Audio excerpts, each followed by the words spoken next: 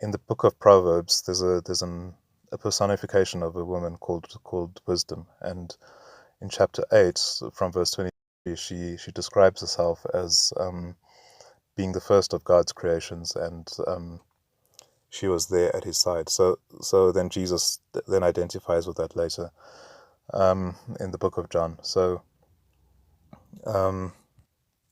okay, so what is the philosophy of God? So God is love, right? And what is the most tangible, the most inviolable understanding of love? You know, if we look at love within marriage, okay, that's not really definable. If we look at love in terms of friendship, that can still have a philosophy behind it.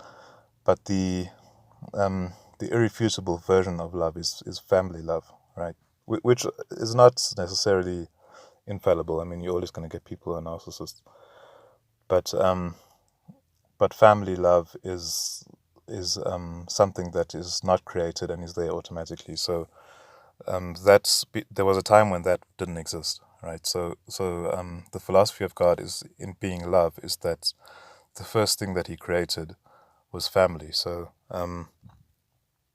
when God wanted to create, He created another God, another version of Himself, in a sense. So in other words, Him being the person possessing existence removed existence from Himself.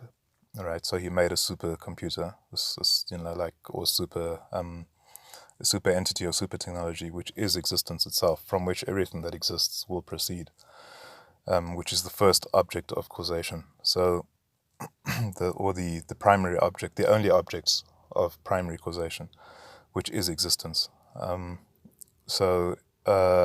He removed that object from himself and he personified it. He made it into a living person. So he basically created himself as God, in a sense. So his philosophy was, if I create the super being and I give it the right to be God, because I've created it as God, right? So in the beginning was the Word was with God, and the Word was God. So that's what John speaks about there. He explains who Jesus is. And in Colossians chapter 1, I think, it also explains this. So if God had love, if He was creating existence itself, the very entity of existence itself, out of love, then that thing would respond as love. So He created the most powerful being that could ever exist, which is the being that has the power of existence. And that being, instead of going off and saying, well, thank you, and I'll do whatever I want to, if He had that love at the core, He would decide instead of being God, to be the Son of God. So because of love, wisdom will follow, and perfect rationality follows from perfect love. So perfect wisdom, that is. So He would think, well, as part of His thinking process, I don't know how He thinks, but as part of His thinking process, He would think, okay, why would somebody create me to be so powerful? Why would He give me a piece of Himself, and why would He allow me to be conscious?